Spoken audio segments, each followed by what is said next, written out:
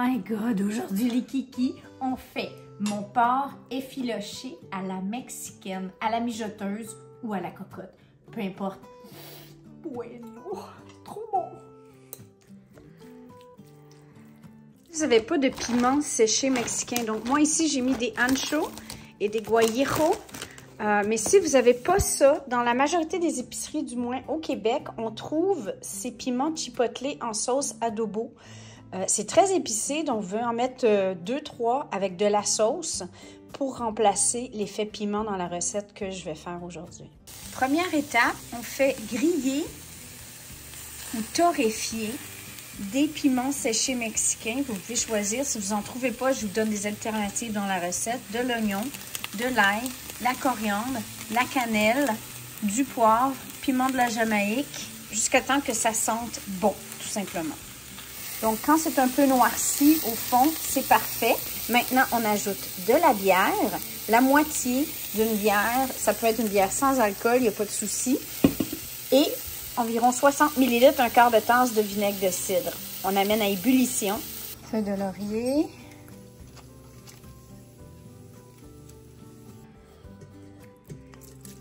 On peut utiliser un pied mélangeur dans une casserole ou on met tout ça dans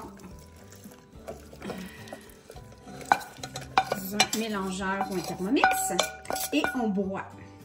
Je vais ajouter par contre, avant de faire ça, une bonne grosse pincée de sel, l'équivalent d'une cuillère à thé de sel, une cuillère à thé d'origan, 2 cuillères à thé de sirop d'érable.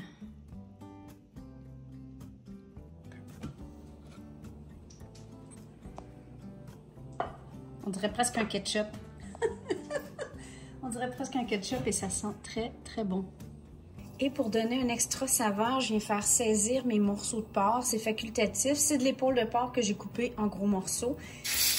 Ici, j'ai du lard.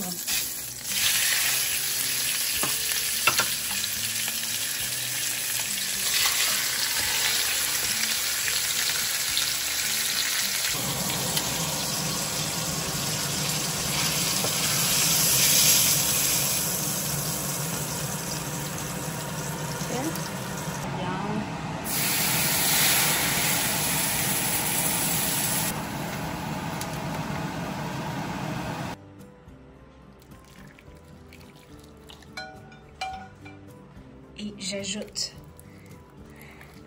tous mes assaisonnements qu'on a fait avant. Et enfin, si vous en avez, mais c'est délicieux, j'ajoute des piments jalapeno marinés, une cuillère à soupe. Parce que nous, on est du monde pressé, on va le faire à high. Voilà. Ciao, ciao! Et voilà, après 6 heures, ça sent tellement bon. Les kikis, vous comprenez pas. Oh! Oh! Et puis... Ouais, c'est vraiment bon. Et c'est là qu'on voit que...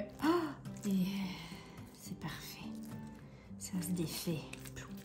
Voyez-vous ça? Oh mon Dieu! J'ai facilement 3 livres de viande. Avec ça, on peut faire des nachos, on peut faire des burritos, on peut faire des tacos style birria. Donc, c'est vraiment la recette traditionnelle des fameux birria tacos et on va vous montrer comment les faire parce que c'est aussi notre souper. Une fois que vous avez toute cette quantité-là, on pourrait congeler. Donc, ce que je fais, c'est que je prends une partie de la viande, je la mets dans un pot en verre, je couvre de la sauce et je le congèle comme ça dans sa sauce. Et comme ça, elle est bien protégée. Et peu importe où est-ce qu'on s'en va, que ce soit en camping, en vacances ou simplement pour un petit repas facile, un mercredi soir, j'ai du porc effiloché à la mexicaine disponible. Ça fait des enchiladas de fou aussi, là. Des poutines, des poutines. poutines. Une poutine mexicaine. Regardez ça, c'est fou, là. C'est vraiment très bon et si simple comme recette.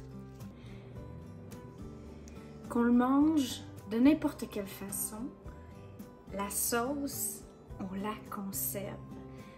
Pour faire les vrais tacos birria ou queso birria, on va tremper les tortillas un petit peu dans la partie grasse sur le dessus de la sauce et ensuite la sauce, On va le mettre dans un petit bol et une fois le taco prêt, chaud, on trempe, pour ceux, les types sauces de la famille, on trempe dans le petit bol avant de croquer dedans. Et voilà.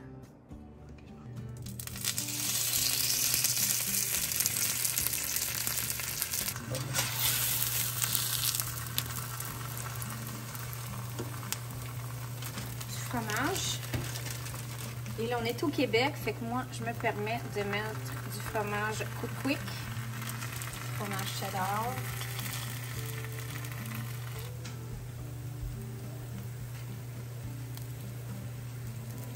Nous, les fois qu'on a fait cette recette-là, on a une grande plaque électrique anti-adhésive. On met ça au milieu de la table et chacun garnit ses tacos comme il le veut.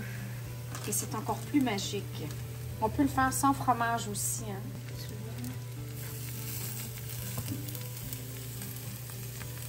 Et voilà, et on met dans l'assiette.